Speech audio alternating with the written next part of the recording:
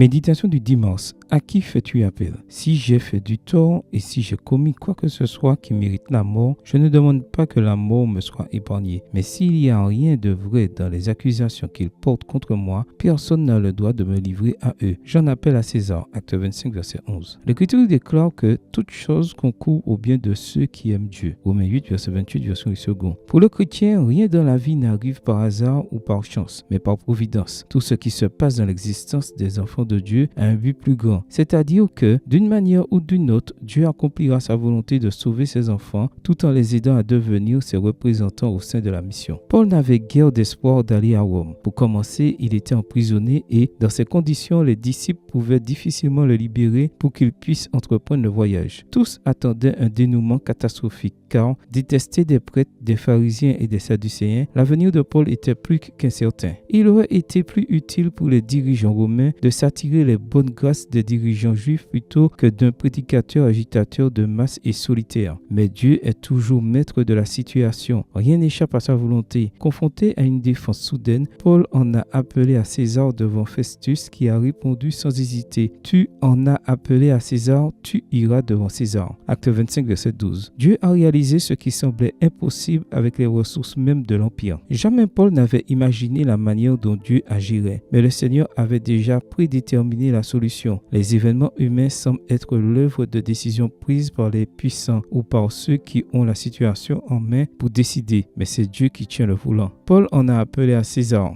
Son humanité désirait sûrement vivre, même s'il était en position de perdre la vie ou de la gagner pour être fidèle à Dieu. Il avait à cœur de porter l'évangile de Jésus-Christ à Rome et Dieu lui a non seulement accordé ce privilège, mais il a aussi fait de lui un témoin puissant devant César lui-même, en tant qu'homme prédicateur témoignant de Jésus. En faisant appel à César, Paul n'a fait que suivre les directives de Dieu, même s'il ne l'avait peut-être pas prévu. Qui suis-tu? À qui fais-tu appel? Dieu sait devant qui tu dois te tenir pour être ton témoin. Pourra-t-il accomplir ses desseins dans ta vie? Laisse sa grâce te guider aujourd'hui et toujours. Amen. Bonne journée à vous et que le Seigneur vous bénisse.